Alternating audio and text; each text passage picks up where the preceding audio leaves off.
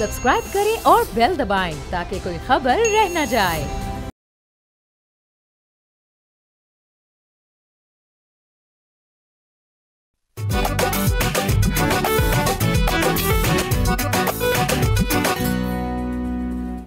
अस्सलाम वालेकुम। बोलो जनाब, मैं बहुत बहुत खुश आमदीद। मैं हूँ असद निज़ामी, मेरे साथ हैं अली आफ्ताब। सर क्या हाल है? बहुत ज़बरदस्त सर, बिल्कुल फिट। आपको बहुत मुबारक हो उम्रे की। Sir thank you so much. बड़ा ज़बरदस्त रहा और तमाम मुल्क के लिए, अवाम के लिए, हमारे शो के लिए, सारी टीम के लिए बड़ी दुआएं की।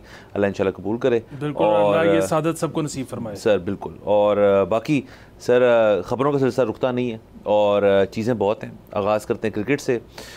न्यूजीलैंड की एक टीम आ पहुंची है पाकिस्तान। हालांकि जो कल का दिन का मैच था उसमें बारिश हो गई कुछ चंद गेंदों के बाद ही, तो वो मैच उस तरह से हो नहीं पाया। लेकिन टीम जो है उन्होंने अपनी, हमने पहले भी डिस्कस किए थे शो पे कि अपनी ए टीम नहीं भेजी। कुछ लोग जो हैं वो उनकी टीम के, वो न्यूजीलैंड के, वो IPL में बिज़ी हैं और कुछ जो वर्ल्ड कप की तैयारी के अंदर अपना रेस्ट कर रहे हैं। अलबत्ता हमारी टीम जो है वो पूरी फुल फोर्स में हमने पेशकश की है उसकी, और मैच तो चलते रहेंगे। अलबत्ता इसके अंदर ये सवाल ज़रूर पैदा होता है कि इसके बाद, इस तजर्बे के बाद कि एक C टीम के साथ पाकिस्तान की A टीम खेल रही है गोइंग इनटू वर्ल्ड कप, तो उसका क्या होगा? अच्छा, इसमें सबसे पहली बात तो मैं ये करना चाहूँगा कि पहला मैच क्योंकि वॉश आउट हो गया, तो यानी कि अब सीरीज़ के ड्रॉ होने के इम्कान भी बन गए हैं, वरना 5 मैच सीरीज़ ड्रॉ नहीं हो सकती। अच्छा, दूसरी चीज़ ये है कि इस पे ना एहसन नागी ने एक बड़ी अच्छी बात की थोड़े दिन पहले, और वो ये कि जब भी किसी मुल्क की B या C टीम आती है पाकिस्तान, तो लोग फौरी तौर पर PCB को ताने देने शुरू कर देते हैं कि जी उन्होंने अपनी A टीम क्यों नहीं भेजी। सो इसमें PCB का तो कितना को कसूर हो सकता है इस बात में कि कोई मुल्क अपनी A टीम क्यों नहीं फोर्स तो नहीं कर सकते, फोर्स तो नहीं कर सकते। अच्छा, दूसरा मुझे इसमें जो है ना, मतलब जाहिर है थोड़ा सा गम है कि अगर ज़्यादा उनकी A टीम आ जाती तो ज़्यादा कम्पिटिटिव मैच होते। बट एक चीज़ है कि अब पाकिस्तान के सीरीज़ जीतने के इम्कान बहुत ज़्यादा बढ़ गए हैं क्योंकि पाकिस्तान अपनी फुल फोर्स के साथ खेल रहा है। अच्छा, पिछली अगर आप 10 सीरीज़ का रिकॉर्ड निकालें पाकिस्तान वर्सेस न्यूजीलैंड, तो वो मेरे ख्याल में न्यूजीलैंड की फेवर में है। तो अब पाकिस्तान का ज़ाहिर इम्कान बढ़ गया है सीरीज़ जीतने का। हैविंग सेड दिस, बुनियादी बात यह है कि न्यूजीलैंड में इतना कोई ये प्रॉब्लम नहीं होगा। देखें, न्यूजीलैंड ने पिछले 3-4 साल में कई दफ़ा कोशिश की कि उनके जो प्लेयर्स हैं वो सेंट्रल कॉन्ट्रैक्ट साइन कर लें। सेंट्रल कॉन्ट्रैक्ट साइन करने का मतलब क्या है बुनियादी तौर पे कि आपके लिए आपका कंट्री फर्स्ट है। जब आपके मुल्क की सीरीज़ है तो आप लीग नहीं खेल सकते, जब नहीं है तो फिर आप 2 या जो हारिस रऊफ वाला केस हुआ था सारा। बिल्कुल। अच्छा, वहाँ पर उनके जो 8+ प्लेयर्स हैं वो ये नहीं साइन कर रहे। सो हम नहीं सुनते कि कोई बहुत वावेला मचा हो और न्यूजीलैंड बोर्ड ने इसके ऊपर को बहुत बात की हो, न्यूजीलैंड के अवाम इस पे बहुत गर्म हो गए हों। अब जिस तरह इस वक्त भी कुछ रेस्ट कर रहे हैं, कुछ IPL खेल रहे हैं, उनकी टीम यहाँ पर है, अगर वो सीरीज़ हार भी जाएंगे तो नो बिग डील। सो वो लोग एट पीस हैं विद लॉस कि यार ठीक है, मैच है, जीतते हैं हारते हैं, कोई टेंशन नहीं, चिल नहीं टूटनी चाहिए। पाकिस्तान में जो है ना, ये एक बहुत बड़ा मसला बन जाता है। लोग इसमें देशद्रोही बन जाते हैं कि ओए तुमने पाकिस्तान छोड़ के कुछ और खेलने चले गए, या तुमने रेस्ट ले लिया, तुम्हें मुल्क से मोहब्बत ही नहीं है। ये जज्बातियत जो है ये वहाँ नहीं है और यहाँ है। और आप बताएं कि बेहतर लाहे अमल क्या है, कैसे होना चाहिए इंसान को? सर ये मामला जो है ये ठीक नहीं हो पाएगा, और ये आप चलें इसको हम सिर्फ एक पाकिस्तानी, यूनिकली पाकिस्तानी इशू नहीं कहते।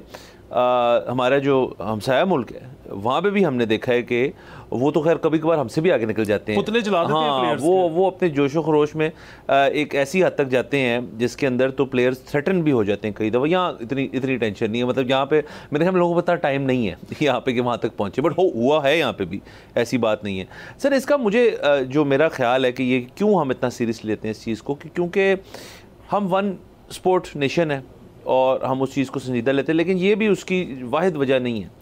इस वक्त जो मुल्की सूरत हाल है और जो इतना प्रेशर है एक नई गवर्नमेंट के ऊपर, और गवर्नमेंट के ऊपर प्रेशर होता है तो आवाम के ऊपर भी प्रेशर होता है। अभी चंद दिन पहले ही पेट्रोल और डीजल की कीमतें जो हैं उनमें इजाफा हो गया। IMF का हम सुन रहे हैं कि जी हम जा रहे हैं, मई में जाएंगे। दुनिया भर में क्या हो रहा है, पाकिस्तान के अंदर सिलसिले जो हैं वो आगे से आगे जा रहे हैं, तो लोग जो हैं उनको ना एक आउटलेट चाहिए, लोगों को एक ज़रिया चाहिए जिसमें वो अपना गुस्सा जो है वो निकालें। अब वो ज़माने चले गए, हालांकि ऐसे हादसा हो जाते हैं कि सड़क के ऊपर जाते जाते लोगों की लड़ाई हो जाती है, लेकिन आप ये देखेंगे कि अब हर बंदा जो एक दूसरे को ना ज़रा एक वो बेनिफिट ऑफ द डाउट देता है कि यार ये मुझे कुछ ज़्यादा मतलब वायलेंस जो है वो जा सकता है। ज़ाहिर हम तशद्दुद के खिलाफ हैं, लेकिन हो सकता है इसलिए लोग जो हैं वो उससे ज़रा परहेज़ थोड़ा करते हैं। अलबत्ता जब कीबोर्ड सामने आ जाए या माइक सामने आ जाए या वैसे ही 4-10 लोग इकट्ठे हों तो फिर ये भड़ास जो है निकलती है, और अमूमन क्रिकेट जो है वो एक इजी टारगेट होता है अनफॉर्चुनेटली, तो उसके ऊपर फिर वो कहते हैं जी कि यार इसको उतार के रख दो, मतलब ख़त्म कर दो इस सारी चीज़ को। तो ये एक है चीज़, और इसको हम तस्लीम भी करते हैं कि हम ऐसे हैं। बट सर जिस सेकंड इस मुल्क के अंदर आवाम के पास और आउटलेट्स मिल जाएंगे ना अग्रेशन निकालने के लिए, कोई और स्पोर्ट ही मिल जाए, स्पोर्ट ये भी तो करती है ना कि आपका कोई ज़्यादा मसला हो तो आप स्पोर्ट्स को खेलते हो तो आपका वहाँ निकल आता है सारा। तो जब तक क्रिकेट रहेगी सर, आप खुद नहीं खेलते, ना टीम का हिस्सा है, तो टीम को ही तनकीद करेंगे।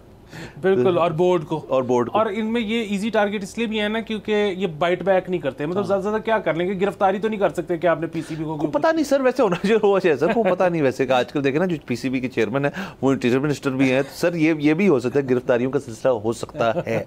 अलबत्ता ये तो चले सीरीज आगे बढ़ेगी, इसके मैचेस होंगे, अनफोल्ड होंगे, हम देखेंगे, इंटरेस्टिंग है उस लिहाज से कि एक सी टीम में से डर इस चीज़ का सर कि सी टीम ना लड़ जाए सर, और वो ज़्यादा मसला हो जाएगा, वो भी एक डर है। दूसरा से इसमें एक चीज़ आपने वो जिस तरह से कहा कि हम अपनी फुल फोर्स के साथ तो जा रहे हैं, लेकिन आजम खान साहब जो हैं वो इंजर हो गए हैं, और वो ड्रिल जो थोड़े दिन पहले हुई है वो शायद उनको रास नहीं आई। हम दुआ करते हैं कि वर्ल्ड कप से पहले वो फिट हो जाए।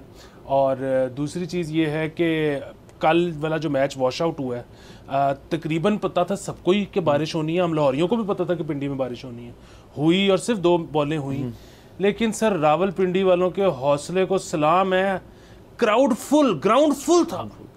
तो क्या बात सर, बिल्कुल सर, वो तो हम देखें, हम अग्री करते हैं कि अगर आप क्रिकेट और लाएंगे, देखें पीएसएल तो अपनी जगह ना, पीएसएल का हालांकि हमने इस दफ़ा देखा कि क्राउड्स का ज़रा इतना सीन नहीं था, लेकिन इंटरनेशनल मैच सीरीज़ हो तो क्यों नहीं सर, अवाम है तो क्रिकेटिंग नेशन है ना। और सर पिंडी वाले राजा चीज़ जो है ना सर, वाह क्या कह सर, वाह। अच्छा सर, आगे चलते हैं, क्रिकेट की एक और ख़बर हमारे पास, ये साउथ अफ्रीका से एक अंडर 19 टीम में एक लड़का उनका खेलता है, तो उसका पता चला कि वो उनको आईपीएल में भी खेलने का एक टीम के अंदर हिस्सा दिया गया। अलबत्ता वो नहीं खेल पाए क्योंकि उनको कहा गया कि उनके 10th बोर्ड के एग्ज़ाम्स हैं, तो वापस बुला लिया गया और अब वो आईपीएल में शरीक नहीं होंगे। और ये सुन के हैरानगी भी हुई और परेशानी भी हुई कि एकेडमिक्स को जो उसके ख़ानदान ने एक तरजीह दी हुई है, वो स्पोर्ट्स जो है फिर वो कहते हैं कि नहीं। सर ये बड़ा वो ये गेन बड़ा टफ चीज़ है पेरेंट्स के लिए। आप ही बताएं कि क्या होना चाहिए कि वो अंडर 19 खेलता है लड़का, उसका आईपीएल में नाम आ गया, वो वहाँ पे चला गया, पता नहीं उसको मैच में रिप्रेजेंट अपनी टीम को करने का मौका मिला या नहीं मिला, लेकिन स्क्वाड का तो वो बहरहाल हिस्सा था, और उसको बीच में उसके पेरेंट्स ने वापस बुला लिया 10वीं के इम्तिहानों के लिए। अब सर मतलब ये भी किया जा सकता था कि 10वीं के इम्तिहान अगले साल दिलवा देते, सप्ली में दिलवा देते, मतलब आपको पता है हम तो सप्लियों में से गुजरे हैं और ठीक ही हैं, सप्ली से बड़ी चीज़ होती है। हाँ, तो लेकिन उनके पेरेंट्स ने कहा कि नहीं आईपीएल अगले साल, मैट्रिक अभी होगा। तो ये सर ऐसे मौके पे पेरेंट्स को क्या करना चाहिए? सर सबसे पहले तो देखिए उनको ज़रा असेस करना चाहिए उनका बच्चा जा किस तरफ रहा है। अगर तो 19 साल से कम उसकी उम्र है, जो यकीनन होगी, और वो अभी से ही उनका जो ट्रैक बन गया ना कि जी क्रिकेट के अंदर ये लड़का जो ठीक है, तो ये इतने खुशकिस्मत तो कोई नहीं होता कि उसको 15, 16, 17 साल की उम्र में पता चल जाएगा यार मैंने अपनी ज़िंदगी में ये करना। एक तो ये चीज़ को अप्रिशिएट करें, इस चीज़ को ऑब्जॉर्व करें, और इस चीज़ को आगे आप मज़ीद उसको फ़रोग दें उस चीज़ को कि वो बच्चा और क्रिकेट में अपना नाम बनाए। साउथ अफ्रीका जो है वो कोई यूएई नहीं है क्रिकेटिंग के हद तक, मतलब साउथ अफ्रीका की एक हिस्ट्री है क्रिकेट की, तो आप अगर रिप्रेजेंट कर रहे हैं नेशनल टीम को इवेंचुअली जो ये करेगा, होपफुली अगर एग्ज़ाम में पास हो गया तो वो फिर एक और ऑनर की बात है। तो आई थिंक जो है वो पेरेंटिंग डिबेट से बड़ी मुख्तलिफ है, हर पेरेंट जो है वो डिफरेंट सोचते हैं। मेरा अपना ख्याल है कि अब जो ये कन्वेंशनल एग्जामिनेशन का जो सिलसिला है ये आहिस्ता आहिस्ता बदल रही दुनिया से ये ख़त्म हो जाएगा।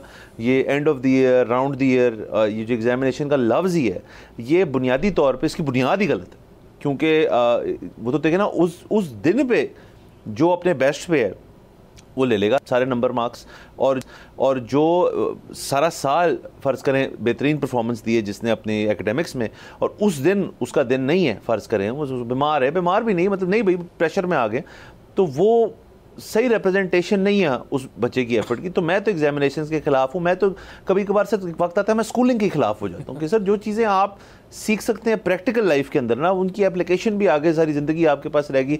एग्ज़ाम क्या है सर, आने जाने वाली चीज़। बिल्कुल। और दूसरा, आपने एक और जगह पे इस बारे में एक बात की थी कि इस वक्त में शायद लाखों बच्चे होंगे जो 10th का एग्ज़ाम देंगे, लेकिन साउथ अफ्रीका में कितने बच्चे हैं जो IPL में एक टीम को रिप्रेजेंट कर रहे हैं। सो इनको जो है, क्योंकि वो बहुत कम है, ना होने के बराबर हैं, तो इनको उस चीज़ का ख्याल रखना चाहिए था हमारे ख्याल में।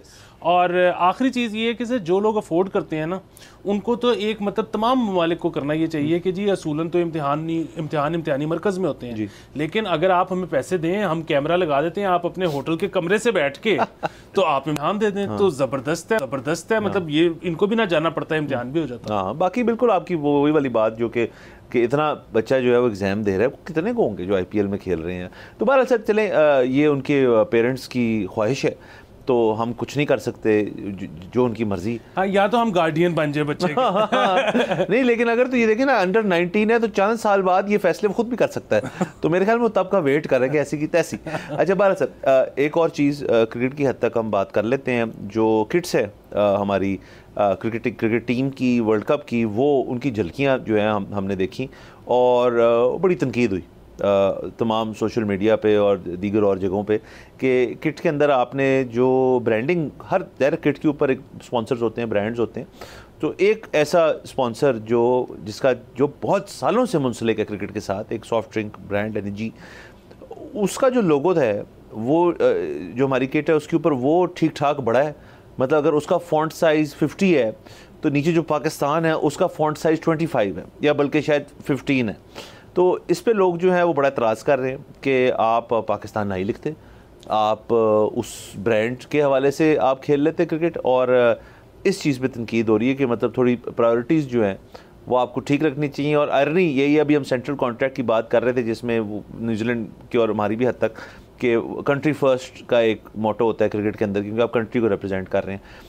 तो अगर तो किट ही आप ऐसी बनाएंगे जिसके अंदर कहेंगे यार तो छोटे लिख दिया बस ठीक है, तो अगला प्लेयर जो है फिर वो सबकॉन्शियसली तो सोचेगा ना यार कि चलो इतनी इनको टेंशन नहीं है। ब्रांडिंग ज़्यादा ज़रूरी है। असल में ये बड़ा ट्रिकी मामला है। एक तो ये कि उस ब्रांड का तो है ही फॉन्ट बड़ा, जो उसके जो राइट कॉर्नर पे है ब्रांड का नाम वो भी बड़ा है, लेकिन वो क्योंकि ब्रांड का नाम ही बहुत छोटा है तो आपका फॉन्ट पे ध्यान नहीं जाता कि वो पाकिस्तान से बड़ा है। इन एनी केस मैं इसके खिलाफ नहीं हूँ, और मैं इसके खिलाफ सिर्फ इस वजह से नहीं हूँ क्योंकि ये असूलन ऐसे नहीं होना चाहिए शायद, लेकिन दीज आर स्पेशल टाइम्स। और ये स्पेशल टाइम्स क्यों हैं? पाकिस्तान एक गरीब मुल्क है, ठीक है, पाकिस्तान ने अट्रैक्ट करना है स्पॉन्सर्स को। अच्छा, ये जो अभी इस वक्त पाकिस्तान की जर्सी पे जितने ब्रांड्स हैं ना, ये तो वैसे ही पाकिस्तान के साथ मुंसलिक हैं, पहले भी थे आज भी हैं। असल मसला ये है कि महंगे ब्रांड्स, यहाँ पे ज़ाहिर है हम टेलीविज़न पे नाम लेने की इजाज़त नहीं है, लेकिन महंगे ब्रांड्स जो इंटरनेशनल ब्रांड्स हैं, जो ब्रांड्स इंडिया को फॉर इंस्टेंस स्पॉन्सर करते हैं, हमें वो नहीं करते। अच्छा, हमें वो इसलिए नहीं करते क्योंकि जब हम उनसे स्पॉन्सरशिप मांगते हैं तो वो ये कहते हैं कि जी हमारे जूते या हमारी किट्स इतनी महंगी हैं कि पाकिस्तान में ज़्यादातर आबादी उसको अफोर्ड ही नहीं कर सकती क्योंकि वो गरीब मुल्क है। और जो थोड़े से लोग हैं जो उसको अफोर्ड कर सकते हैं, वो ऐसे लोग हैं जिनका साल में एक आधा चक्कर बाहर का लगता है, तो वो बाहर से ही खरीद लेते हैं, वो पाकिस्तान में हमारी आउटलेट से कुछ भी नहीं खरीदते। अच्छा, मैं आपको एक और बड़ी मजेदार की बात बताऊं कि पाकिस्तान में उन ब्रांड्स की जो आउटलेट्स हैं भी, वो अक्सर जगहों पे किराया भी नहीं देती, क्योंकि हमारे जो शॉपिंग मॉल्स हैं वो ये कहते हैं यार आपके बैठे होने की वजह से रौनक लगी हुई है, आप बैठे ना दें, क्योंकि वो तो यहाँ से जाना चाहते हैं, उनकी यहाँ पे सेल ही नहीं होती। सो बुनियादी बात ये है कि जब आप इस तरह की चीज़ें करके दिखाते हो तो आप उनको अट्रैक्ट कर रहे हो कि यार आप आ जाओ, हम आपको ये भी ऑफर कर सकते हैं, वो भी ऑफर कर सकते हो, क्योंकि at the end of the day एक अगर इंटरनेशनल स्पॉन्सर आता है तो गोल उसके लिए क्या होगा कि जी इतना बड़ा मेरा नाम लिखा हो कि शाहीन का फ़ैन जो ऑस्ट्रेलिया में है और बाबर का फ़ैन जो जिम्बाब्वे में है, वो मेरी चीज़ें खरीदे, क्योंकि पाकिस्तान में अगेन महंगी प्रोडक्ट नहीं बिक सकती क्योंकि हम एक गरीब मुल्क सर। ये वैसे मैंने गलती से जिम्बाब्वे कह दिया, वो भी कोई अमीर नहीं है, लेकिन न्यूजीलैंड और ऑस्ट्रेलिया का है। लेकिन सर बहरहाल ये बिल्कुल ये भी एक एंगल डेफिनेटली है उसके अंदर, और ज़ाहिर है हम चाहते हैं कि जो क्रिकेट जो एक चीज़ जो कि हमें पता है हम अच्छे हैं उसमें, और हमारा एक माजी उसके अंदर बड़ा इस्टेब्लिश्ड किस्म का है कि उससे भी कुछ नई एवेन्यूज़ निकलें जिससे मुल्क जो है वो रेवेन्यू कमाए और बाहर जाकर रिप्रेजेंट करें हमारे बॉयज़ हमें। बाकी ये तो चले ये ट्रिवियल सी चीज़ें हैं कि जी उसका फ़ॉन्ट साइज़ बड़ा है तो उसका छोटा है फलाने का। ज़ाहिर है मेरे ख्याल में किसी की ये नीयत हो, हम सवाल ही नहीं उठता कि उसकी थी कि किसी की दिल आज़ारी करें किसी पाकिस्तानी शहरी की, वो ऐसी मेरे ख्याल में बात नहीं थी। वो इत्तफाकन हादसाती तौर पर अगर हो गया तो इतनी टेंशन नहीं। सर वही वाली बात है जो शुरू में कर रहे थे, बहाना चाहिए लोग सर भरे पड़े हैं। अच्छा बाला सर यहाँ पर जाना है हमने एक ब्रेक के ऊपर, see you after the break.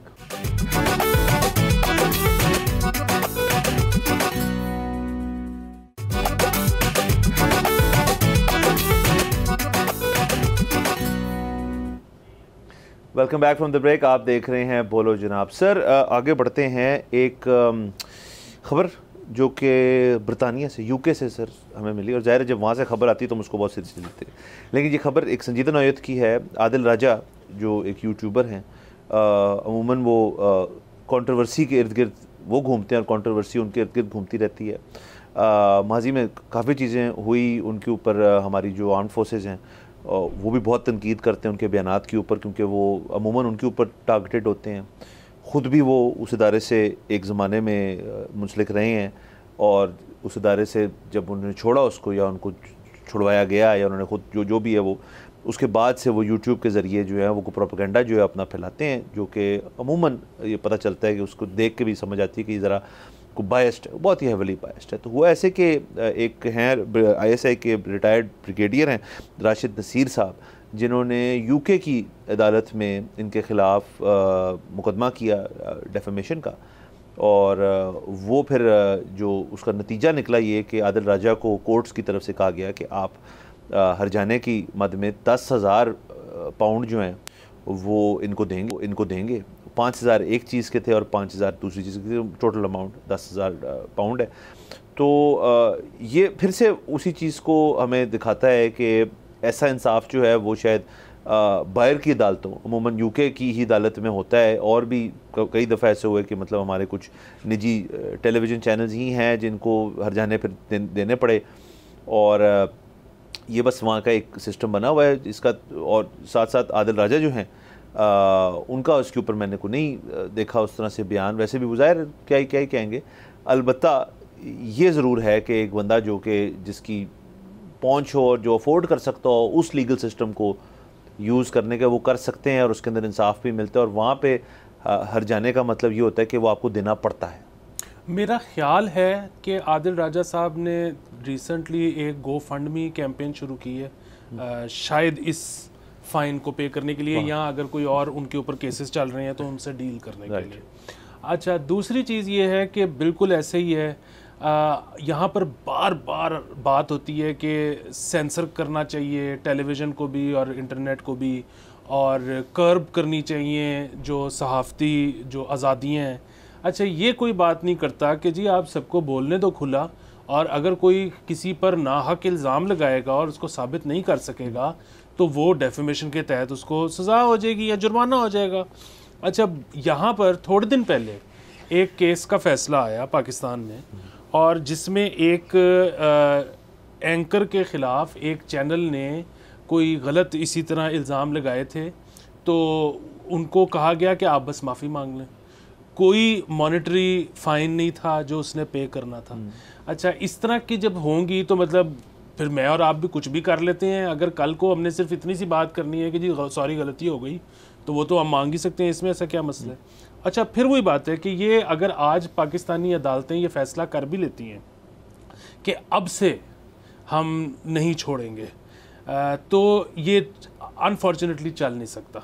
उसकी वजह ये है कि वो जो खान साहब का मंत्रा था कि जी आगे भी नहीं चलना, एहतसाब भी करना है, और एहतसाब भी 2008 से शुरू करना है, वो उससे पहले भी नहीं करना, उससे बाद भी नहीं करना, तो वो नहीं चल सका। इसी तरह अब की जो हुकूमत है वो कहती है कि जी एहतसाब करना है 2018 से ये इस तरह से नहीं हो सकेगा। अदालतें अगर अपने आप को अपनी सीरियसनेस शो करना चाहती हैं, अगर वो चाहती हैं कि लोग मोहतात हो जाएं, तो उनको नंबर एक चीज़ तो इस चीज़ को यकीनी बनाना पड़ेगा कि मीडिया पे सेंसरशिप कोई ना हो, ठीक है, ताकि लोग खुल के बोलें। दूसरी चीज़ ये है कि फिर आज तक डेफेमेशन के जितने केसेस हो चुके हैं वो चाहे 1948 से शुरू हुए हैं, जिनके फैसले आज तक नहीं हुए, उनके फैसले वो वहाँ से करना शुरू करें। क्योंकि अगर वो कोई अपने तई एक डेट बनाएंगे ना कि जी इस डेट से, तो फिर उसको कोई नहीं मानेगा। और वही बड़ी चीज़ कि यहाँ पर अगर इंसाफ लेने के लिए अब ये मतलब ISI के ब्रिगेडियर साहब जो हैं उनको भी इंसाफ लेने के लिए इंग्लैंड जाना पड़ता है। तो यहाँ पर तो जो अपने हकूक़ मांग रहे हैं अक़लियतें और ख़वातीन, और वो उन पे तो उनका तो मजाक ही उड़ाया जा सकता है, उनको तो क्या मिलना है इधर। सर बिल्कुल आपने ठीक फरमाया। दूसरा जो आपने ये माफ़ी वाली बात की है ना, क्योंकि आपको पता है मेरा प्रिंट मीडिया से ताल्लुक़ रहा है बड़े साल, तो वहाँ पे तो ये एक नॉर्मल प्रैक्टिस है। अच्छा मसला मैं आपको बताऊँ दो तरफ से है। एक तो अदालत, यस वहाँ पे स्पीडी जस्टिस जो है वो आपको नहीं मिलता, मतलब जस्टिस ही नहीं मिलता, स्पीडी क्यों है। तो अलबत्ता वकला कम्युनिटी जो है ना वो भी थोड़ा इस कानून के अंदर ना अपने क्लाइंट्स को मिसगाइड करती है। मेरा अपना ये ख्याल है, ये मैं और वकला से बात भी कर रहा हूँ, कुछ मुझसे एग्री करते हैं, काफ़ी मुझसे डिसएग्री भी करते हैं कि नहीं ऐसे नहीं है।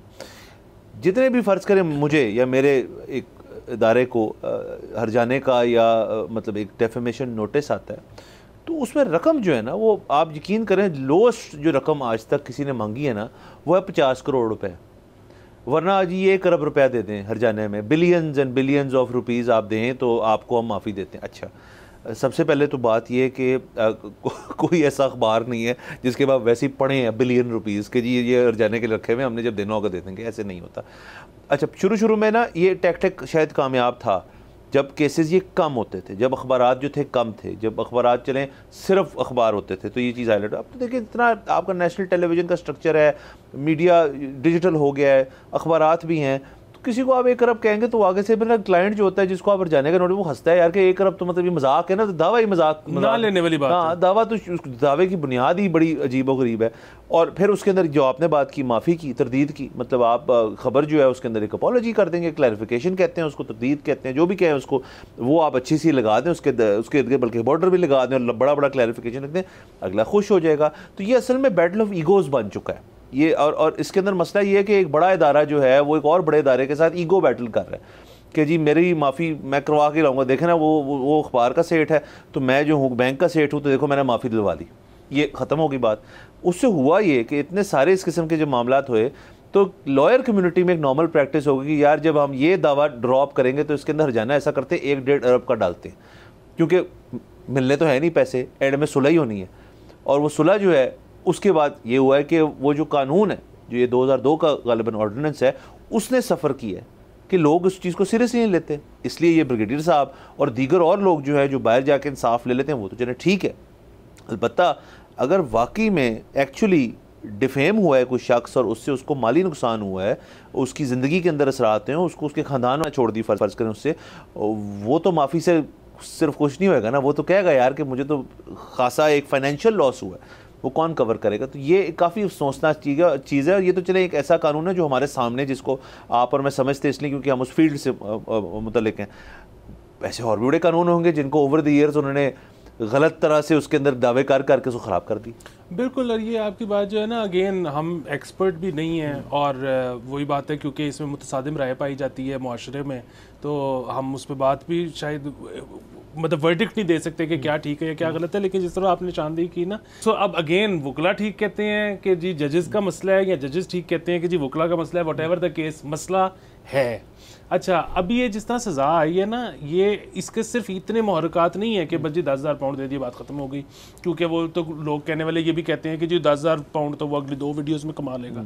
देखें, जब इस तरह की कन्विक्शंस आनी शुरू होती हैं ना, 4, 6, 8 कन्विक्शंस हो जाएं, तो फिर एक बड़ा सॉलिड केस बन सकता है उस शख्स के ख़िलाफ़। और ये मैं उन साहब की बात नहीं कर रहा, किसी के भी ख़िलाफ़ आप यूट्यूब को एक पूरी फाइल बना के भेज सकते हो कि जी ये बंदा तो बारहा इस तरह की चीज़ें करके तो सज़ाएँ करवा रहा है, कन्विक्ट हो रहा है, तो आप इसका चैनल बंद करें। अभी आपको पता है फरिया अजीज़ साहिबा ने अपने ट्विटर पे परसों एक लिस्ट छापी है उन मैसेजेस की कि जो कि यूट्यूब या दीगर इस तरह के प्लेटफॉर्म्स की तरफ से थे कि जी पाकिस्तानी गवर्नमेंट ने उनको कहा कि फ़लाना शख्स जो है वो कुछ ऐसी पोस्टिंग कर रहा है जो कि हमारे ख़िलाफ़ है और उसके कोई ग्राउंड्स नहीं है, कोई बेसिस नहीं है जिनके तहत वो हमारे ख़िलाफ़ ये कर रहा है, प्रोपेगेंडा कर रहा है। तो सब पर उन तमाम प्लेटफॉर्म्स का रिप्लाई ये था कि हम इस पर कोई एक्शन नहीं लेंगे। सो पाकिस्तान को बारहा ये हुकूमत को बताया गया कि हम इस पर कोई एक्शन नहीं लेंगे। क्यों? क्योंकि यार आपने बस अपनी तरफ से एक चीज़ डाल दी है कि ये हमारे खिलाफ है और इसकी कोई ग्राउंड्स नहीं है तो आप इसको बंद कर दें। जब इस पे कन्विक्शंस हुई हो, 10 एक पूरी फाइल तैयार हो, तो फिर तो ये बड़ा सॉलिड एविडेंस है जी। तो ये मेहनत अगर आपने नहीं करनी और आप चाह रहे हो कि जी क्योंकि हम गवर्नमेंट है, हम पाकिस्तान है, तो हम कह रहे हैं तो बंद कर दो। और भाई वो जो प्लेटफॉर्म्स है ना, उनका जो हुजम है वो पाकिस्तान की पूरी इकोनॉमी से पता नहीं कितना बड़ा है, उनके लिए पाकिस्तान कुछ नहीं। हाँ सर, एक तो ये, और फ़र्ज़ करें कि एक भी ऐसी मिसाल पैदा हो जाए जिसके अंदर ये जो बड़े प्लेटफॉर्म्स हैं उन्होंने हुकूमत पाकिस्तान का जो मौक़िफ़ है उसको तस्लीम करते हुए एक यूट्यूबर या एक किसी भी और प्लेटफॉर्म वाले शख्स को उतार दिया अपने प्लेटफॉर्म से, तो ये फिर ग्लोबली जितने यूट्यूबर्स हैं और ग्लोबली जितने उस प्लेटफॉर्म के यूज़र्स हैं वो कहेंगे यार ये अच्छा है, तो वो बहुत सोच समझ के करेंगे इस चीज़ को। तो ये आगे उनके अपने बाकी सारों ने जो बिलियंस ऑफ यूज़र्स हैं उन्होंने पूछना है कि यह की कीता तुसी, वो आगे से फिर जवाब दे होंगे जी कि हमने, और अगर उनके पास दस्तावेज़ ना हो तो वो सारे कहेंगे ये क्या किया आपने, हमारे साथ किसी भी दिन आपका मूड करे हमारा अकाउंट बंद कर देंगे, फलाने अकाउंट बंद देंगे। तो ये इतना आसान है नहीं मेरे ख्याल में। अगर उनके पास बहुत बड़ी फाइल हो भी तब भी उसको बड़ी केयरफुली देख के वो कहेंगे कि यार हाँ अब हम इस यूट्यूबर को ऑफलोड कर रहे हैं क्योंकि कल को हमसे को पूछेगा तो हमारे पास सारा कुछ मौजूद है, ऐसी होना चाहिए। बाला सर ये तो रही बात इनकी, आदिल राजा साहब की, आगे कुछ इसके ऊपर अपडेट कर लेंगे, डिस्कस। ज़रा चलते हैं हम पार्लियामेंट हाउस की तरफ। आज के दिन, जुम्मे के दिन, एक वाक़या पेश आया वहाँ पे, जुम्मे के दौरान ही, बल्कि वाक़या तो वारदात तो दौरान जुम्मा हो गई थी, उसकी जो हमें ख़बर मिली वो ज़ाहिर उसके बाद मिली कि कुछ 1 दर्जन जो थी जूते और चप्पलें जो मस्जिद के ज़ाहिर है बाहर पड़ी होती हैं वो किसी ने चोरी कर ली वहाँ से। तो वहाँ के अंदर जो सहाफ़ी हमारे भाई और दीगर और जो वहाँ पे काम करते हैं पार्लियामेंट हाउस में, ज़ाहिर है उन्होंने भाई उसके करीब जुम्मा कोई पड़ा होगा, तो वहाँ से जूतियाँ चुकी गई सर। देखिए और नंगे पैर गए हैं बाहर। देखिए ये वाक़या तो ऐसा है कि जो कि बहुत जगहों पर पेश आता है जी। और इसीलिए आप देखते हैं कि जुम्मे वाले दिन तो ख़ास तौर पे, और अमूमी दिनों में भी जिन्होंने नमाज मस्जिद में पढ़नी होती है वो अपने जो है ना बगल में दाब लेते हैं। हाँ। और मुझे तो अब मैं इस नतीजे पर पहुँचा हूँ कि ज़ाहिर है हर चीज़ जो बनी है उसका कोई ना कोई मकसद मसरफ़ तो है, तो बगलों का वाहिद मकसद पसीना देना तो नहीं हो सकता, तो इसीलिए है कि आपने चप्पल इधर रखनी है। दूसरा ये है कि बाकी जगहों पे तो चले ये अनफॉर्चुनेट मामला और नहीं होना चाहिए। जहाँ तक पार्लियामेंट हाउस का ताल्लुक है ना, वहाँ तो मेरा दिल भी ललचा जाए कि अगर मैं वहाँ हूँ। फिर आप देखें ना सर, मुझे तो महंगे ब्रांड्स का नाम नहीं आता, लेकिन गुची, प्राडा, पता नहीं कौन कौन सा जूता उधर होगा। सो अगर आपको फिट आता है तो सर बेहतरीन, ये आपने एक और एंगल निकाला, उसके ऊपर किसी का भी दिल आ सकता है। लेकिन हम ये तरगीब नहीं दे रहे कि चोरी करना एक बड़ी बात है। सर दूसरा ये देखें ना, असल में मसला इसके बाद शुरू होगा। कोई भी शख्स है जुम्मे के दिन अमूमन लोग जो हैं वो ज़रा ज़्यादा मतलब जुम्मे के लिए ज़रा तैयार तो रोके जाते हैं, अच्छा लिबास और अपने जूते शूते अपने ज़रा अच्छे वाले लेके जाते हैं। तो वो जब जुम्मे के दिन वो चुके जाए ना सर, वो ज़्यादा चुभती है, क्योंकि सर जो आपका एक अच्छा पेयर ऑफ शूज़ होता है वो फिर बाद में आपको लेना ना बड़ी ख्वारी हो जाती है उसको लेना। और मुझे तो आज तक ये बात नहीं समझ आई उन लोगों की, हम उन लोगों को ना मिलते हैं ना उससे बात करते, ना हम उनकी ज़िंदगी का अपना हिस्सा बनाते हैं, जो जूते ऑनलाइन ऑर्डर कर सकते हैं। ये हो ही नहीं सकता सर। जूता तो बहुत ही बड़ी चीज़ होती है, जीन्स आप ऑनलाइन नहीं ले सकते। वो जब तक पहन ना लो, आप देखो ना कि वो फिट आपको बैठ कैसी रही है, तो तब तक ये चीज़ें नहीं खरीदी जा सकती। बाकी जो है दुनिया का जो सबसे खतरनाक जूता है ना ग्लोबली मेरे ख्याल में, वो जो बारीक कैंची चप्पल होती है सर। क्योंकि जितने लोग वो पहन के बाथरूम में गिर के अपनी हिप तोड़वाते हैं, वो रिकॉर्ड और किसी ब्रांड और मॉडल के जूते के पास नहीं है। तो लेकिन बहरहाल उस जूते का मेरा तो ये ख्याल है कि उस जूते को अवॉइड करना चाहिए, हर एज में अवॉइड करना चाहिए, बुजुर्गों को खास तौर पे करना चाहिए। लेकिन अगर आपके पास वो जूता मौजूद है और आप फेंकने का दिल गुर्दा नहीं रखते, तो उसको सिर्फ मस्जिद के लिए इस्तेमाल करें कि वो चुका भी जाए तो आपको कह सकें कि यार जान छुट्टी तो लाखों पाए। हाँ, या मस्जिद के हद तक इस्तेमाल करें या घर पे किसी को फेंटी लगाने के लिए इसको इस्तेमाल करें सर। दूसरा लेकिन ये इसके अंदर एक और बात भी है कि ये पार्लियामेंट हाउस है, तो यहाँ पे सर इनकी सिक्योरिटी के ऊपर भी ये सवाली निशान है कि आपने कैसे ये होने दिया, या सिक्योरिटी वाले खुद नमाज पढ़ रहे थे? असल में मसला ये है कि पार्लियामेंट हाउस में सिक्योरिटी वालों की इतनी ज़्यादा टेंशन बनी होती होगी इस बात पे कि किसी को जानी नुकसान ना पहुंच जाए, वो उसके लिए इतनी ज़्यादा मेहनत कर रहे होते होंगे कि उनका ध्यान भी नहीं होगा कि जूता जा रहा है तो खैर है, कोई बात नहीं। अच्छा, एक और ख़बर हमारे पास लाहौर से, माल रोड पे एक नया कानून जो है वो नाफिज करने की कोशिश की जा रही है। कह तो दिया उन्होंने, होगा ऐसे कि हेलमेट के बगैर मोटरसाइकिल का दाखिला नहीं हो पाएगा माल रोड पे। सर माल रोड की पे तो दाखिल होने के लिए आपके पास मेरे ख्याल 18 जगहें या उससे भी ज़्यादा हैं, तो ये कहाँ चेक करेंगे और कैसे कैसे चेक करेंगे? नहीं, मुझे समझ ये भी नहीं आती कि एक बंदा बगैर हेलमेट के अगर दाखिल हो रहा है तो वहाँ पे एक पुलिस वाला होगा जो उसको कहेगा कि आप अंदर नहीं आ सकते, आप बाहर चले जाएं। वो अगर पुलिस वाला वहाँ पे मौजूद ही है तो मौके पे चलान क्यों नहीं कर देता? आप रेवेन्यू क्यों नहीं कमाते? आप उसको वापस भेज क्यों रहे हो? आप कहो कि ये जी आए, आपकी सड़क है, पैसे देते जाएं। हाँ सर, वैसे देखे ना ये और ये काम बढ़ाने वाली चीज़ भी होगी। माल रोड है, कोई प्लाजा तो नहीं है ना कि आप दाखिल नहीं है, एक ही एंट्रेंस और एक ही एग्जिट तो है नहीं। मतलब हर लाहौर की बड़ी आर्टरी जो है वो कहीं ना कहीं से फ्लो करती है माल रोड की तरफ, तो उसके अंदर। और सर वैसे भी मेरा अपना ख्याल है बिल्कुल सेफ्टी फ़र्स्ट, और सारा कुछ अपनी ज़िंदगी जो है आपको उसकी ख़ुद भी थोड़ी सी आपको हिफाजत करनी चाहिए, मतलब और हेलमेट पहनना चाहिए। और आजकल का जो जिस किस्म की सूरत हाल है सड़कों पे ट्रैफिक की और लोगों के वही जो जज्बात हैं वो किस तरफ हैं, कि मैंने तो देखा है सर कि ट्रैफिक के अंदर ड्राइविंग पैटर्न जो है ना वो मज़ीद वाहियात जो है वो होना शुरू हो गया, इफ़ नॉट बिल्कुल ही हो गया। दूसरा, किसी ने फैसला कर लिया उसने हेलमेट नहीं पहना, ठीक है, नहीं ना पहनो भाई, मतलब आप क्या ही कर सकते हो उसके ऊपर। ये इस चलान से तो मैं डे 1 से इतना कुछ साथ नहीं था कि मतलब किसी ने कहा यार कि मैंने हेलमेट नहीं पहनना, तो वो फिर अपना रिस्क फैक्टर असेस करे ना। वो तो असेस करे। ऐसे में जो वाहिद इसमें सरकार का मसला है ना वो ये है कि जब किसी को चोट लग जाती है, खुदा न खास्ता एक्सीडेंट हो जाता है, तो उसके बाद जो एम्बुलेंस उसको पिक करती है या जो भी लोग हैं जो उसको वहाँ से उठाते हैं, वो कोई ज़रूरी तो नहीं है कि वो उसको प्राइवेट अस्पताल की इमरजेंसी में ही लेके जाएंगे। हो सकता है वो सरकारी अस्पताल करीब हो, उसकी इमरजेंसी में ले जाएं। अच्छा, वो सरकारी अस्पताल की इमरजेंसी में लेके जाएंगे तो वहाँ उसका इलाज फ्री या 200 रुपये की पर्ची पे हो जाएगा। सो सरकार ये कहती है कि यार आपने अपनी गलती की वजह से चोट लगवाई और इलाज आपने 200 रुपये पे करवा लिया, सो इसलिए वो डिस्करेज करते हैं कि आप हेलमेट के बगैर बाइक ना चलाओ। लेकिन अगेन मेरे ख्याल में बजाय कि एंट्री एग्जिट बंद करने के लिए ना, और फिर वही बात है, अगर तो आप गेट लगा के कर सकते हो कि इलेक्ट्रिक गेट है, हेलमेट के बगैर वाला को नहीं खुल रहा, फाइन। अगर आपने बंदा मौके पे खड़ा ही करना है ये चेक करने के लिए कि कौन आ सकता है और कौन नहीं आ सकता, तो सर दुनिया में ना फाइन से बेहतर डिटरेंट कोई नहीं होता। चलान करें बंदे का और उसे कहें ताड़ी सड़क के जाओ, पुट्ठी चलाओ पाओ। सर बिल्कुल। यहाँ पे हमने जाना है एक ब्रेक के ऊपर। See you after the break.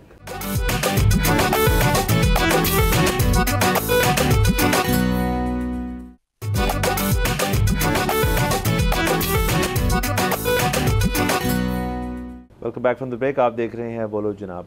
Sir Eid के ऊपर बड़ी चीज़ें हुई, हमारे शोज़ भी आए ज़बरदस्त किस्म की। एक शो में सलीम शेख साहब थे हमारे साथ, शो के ऊपर उन्होंने जिक्र किया ईद पे उनकी एक फ़िल्म आ रही है दगाबाज दिल के नाम से, जिसके अंदर आई थिंक वो एक किसी उसके अंदर हीरोइन के वालिद का रोल कर रहे थे। तो उन्होंने हमें भी कहा शो के ऊपर के दुआ करना बड़ी अच्छी होगी, तो सर कबूल हुई और फिल्म ने बहुत अच्छा परफॉर्म किया। फ़र्स्ट 5 डेज़ का जो उसका रेवेन्यू है वो 8 करोड़ 30 लाख बताया जा रहा है, जो कि मतलब हमारी फिल्म इंडस्ट्री के लिहाज से तो एक हिट फिल्म का रेवेन्यू है। अब ज़ाहिर है जो अब आने वाले दिन हैं, बाकियों का जब टैली होगा वीक डेज़ का, छुट्टियों के बाद का जो रेवेन्यू है वो कितना होगा टोटली, ये कितनी फ़िल्म कमाती है, अच्छी बात है। उसी शो पे हमने ये भी डिस्कस किया था कि इस दफ़ा इस ईद पे, ईद उल फितर पे 2024 की ये एक ही फिल्म आई है, शायद बड़ी फिल्म, 2 और भी आई हैं, ये बड़ी फिल्म। हाँ, मतलब इन द सेंस ईद पे अमूमन 1-2 बड़ी फिल्म्स तो होती हैं, इफ़ नॉट 3। तो ये इसका मतलब एक तो ये है कि फ़िल्म बनाना भी बहुत महंगा, उसी दिन हमने बात की थी। लेकिन इस फिल्म को देख के तो ये लग रहा है कि अगर आप ईद के ऊपर लॉन्च करें तो आपकी, और फिल्म अच्छी हो आपकी, ज़ाहिर है तो रेवेन्यू भी अच्छा आता है। हाँ जी, लेकिन फिर वही बात है ना कि उस तरह से रेवेन्यू के मॉडल पे तो हम टिकटिंग वाले पे ना अभी तक नहीं चल रहे, क्योंकि देखें अभी तो जाहिर है अगर ये एक और वीकेंड निकाल लेती है तो ये ज़्यादा बिजनेस कर जाएगी, 2 निकाल लेती है और ज़्यादा बिजनेस कर जाएगी। लेकिन आप ईद के अगर हिसाब से देखें 8.3 करोड़ अगर इसने बिजनेस की है तो उसमें 35% तो डिस्ट्रीब्यूटर ले गया, 35% सिनेमा वाले ले गए, तो पीछे कितना बचा? मुश्किल से 40 जो कि फिल्म मेकर को आया या प्रोड्यूसर को आया।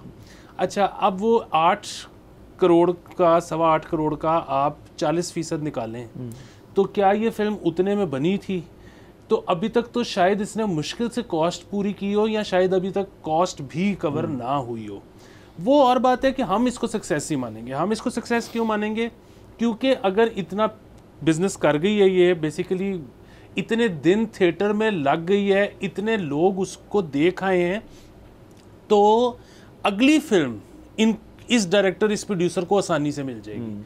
अच्छा, अगली फिल्म में ब्रांड जो है ना ज़्यादा आ जाएंगे, ठीक है, कि आप जो है ना हमारी ब्रांड प्लेसमेंट कर दें। सो बेसिकली इस मुल्क में ज़्यादातर फिल्में जो अब चल भी रही हैं ना, वो टिकट की बेस पे नहीं चल रही, वो इस बेस पे चल रही है कि यार ये जो डायरेक्टर है ना, क्योंकि ज़्यादा लोग देख लेते हैं इसकी फिल्म, ज़्यादा अरसा चल जाती है, तो हम ऐसा करते हैं कि अपने ब्रांड की प्लेसमेंट करवा लेते हैं कि लैपटॉप हीरो इस ब्रांड का इस्तेमाल कर रहा है, विलन इस ब्रांड का सिगरेट पी रहा है, इस तरह की चीज़ें। सो बुनियादी बात यही है कि अभी सर कल एबट रोड पे एक और तारीखी सिनेमा जो है वो ख़त्म कर दिया गया, और जो एबट रोड क्योंकि मशहूर थी सिनेमा के लिए, उसमें अब जो सिनेमा ख़त्म किया है उसके अलावा 3 और सिनेमा रह गए हैं जो बंद हैं। सो अब ये वाले हालात हैं, बहुत इस पे ना सोचने की ज़रूरत है। अगेन हम बहुत सालों से कह रहे हैं, अब जो लोग इसके ख़िलाफ़ थे उनको भी थोड़ी समझ आनी शुरू हुई है, इंडियन फिल्म के बगैर रिवाइव करना सिनेमा बहुत मुश्किल है, हमारा बहुत मुश्किल है, लेस लोकल इंडस्ट्री जो बहुत जल्दी ओवरनाइट टर्न हो जाए, जो कि ज़ाहिर है मुश्किल सी बात है। आपने सिनेमास का भी जिक्र किया, तो जिस सिनेमा में मैंने ज़्यादातर फिल्में देखी हैं जो कि अब ख़त्म कर दिया गया है, जो मेरे एक दफ्तर के साथ ही प्लाजा सिनेमा जो है, प्लाजा सिनेमा गिरा दिया और किसी ने नोटिस भी नहीं किया। इनफैक्ट मैं, हालांकि मेरा उन दिनों में रोज़ आना जाना होता था वहाँ से, मैं एक दफ़ा गुजरा, मैंने कहा यार कुछ प्लाजा सिनेमा कहाँ गया? वो इत्तेफाक से मैं जानता हूँ जिनका है, वो अभी भी उन्हीं का है, तो उन्होंने कहा यार कि सिनेमा की हद तक तो यहाँ पे मेरे को कॉस्ट इफेक्टिव नहीं बन रहा था। तो उन्होंने वहाँ पार्किंग की एक चीज़ है फ़िलहाल वो रखी हुई है और कह रहे हैं वो सोचें आपकी पार्किंग जो है वो ज़्यादा उससे लुक्रेटिव हो रही है, क्योंकि सर मल्टीप्लेक्स का कल्चर जो है वो तो सारी दुनिया में अब आ गया ना, कि मतलब आप उससे, और मल्टीप्लेक्स के अंदर बहुत रेवेन्यू स्ट्रीम्स आ जाती हैं। जो पाकिस्तान में लाहौर के अंदर ख़ास तौर पे जो वाहिद जो रह गई हैं स्क्रीन्स, बजाय जो 3 जो बंद पड़ी हैं, जो एक्टिव हैं मल्टीप्लेक्सेस हैं, मतलब आप एक ही जगह जाके सब कुछ कर लेते हैं। सो वो कॉन्सेप्ट ही है अनफॉर्चुनेटली, लेकिन एक हेरिटेज, एक कल्चर, एक हिस्ट्री जो है उसकी भी एक वैल्यू होती है, और उस वैल्यू को इस तरह से बिल्कुल ख़त्म नहीं कर देना चाहिए। दूसरे एक और है ना, देखिए वो सूट इसलिए करता है मल्टी स्क्रीन कि वो बेसिकली नीचे होता है प्लाजा, नीचे होती है शॉपिंग, नीचे होते हैं ग्रोसरी, ऊपर वाले टॉप के 2 फ्लोर्स पे 5 स्क्रीनें बना देते हैं। अच्छा, अगेन मुझे आप ये बताएं कि वो सारे प्लाजे जिसमें स्क्रीन्स हैं, वो आपको प्लाजे अगर भरे हुए लगते भी हैं, आप स्क्रीन्स पे जाएं, क्या इतना ताबड़तोड़ रश होता है कि आपको बैठने की जगह ना मिले? खाली होती है। सो जिनके पास जगह हैं वो ये कहते हैं कि यार अगर कानून इस किस्म का है कि मुझे सिनेमा गिरा के कुछ और बनाने की इजाज़त नहीं मिल रही, तो फिर मैं ऐसा करता हूँ कि प्लाजा बना के तो ऊपर 4 स्क्रीन डाल देता हूँ। तो इस किस्म की चीज़ें हो रही हैं, लोग ज़्यादा इससे पैसा कमा नहीं पा रहे। हाँ, और सर बाकी उस दिन हमने पूरा एपिसोड जो था शेख साहब के साथ, उसके अंदर हमने डिस्कस ही किया था कि इंडस्ट्री को आगे जाते हुए क्या करना चाहिए। चलें, ये एक थैंकफुली थोड़ी सी पॉजिटिव साइन है कि मतलब इसका ये कहा जाता है कि ऐसे नहीं है कि हमारी इंडस्ट्री में दम नहीं है। इतने जो एक्टर्स जो कि टेलीविज़न के ऊपर काम कर रहे हैं, ड्रामा इंडस्ट्री तो हमारी बहुत बूम कर रही है, वो टेलीविज़न एक्टर्स जो हैं उनको फिल्म करने का अगर मौका मिले तो कोई ना नहीं करेगा, ना ही कोई इस कहेगा कि हमने नहीं करनी, जाहिर है। तो बाकी सर मेरे ख्याल में आज की जो खबरें हैं वो पूरी होती हैं। नाज़रीन, हमें आज के लिए इजाज़त दीजिएगा, कल आपसे इंशाल्लाह फिर मुलाकात होगी। खुदा हाफ़िज़।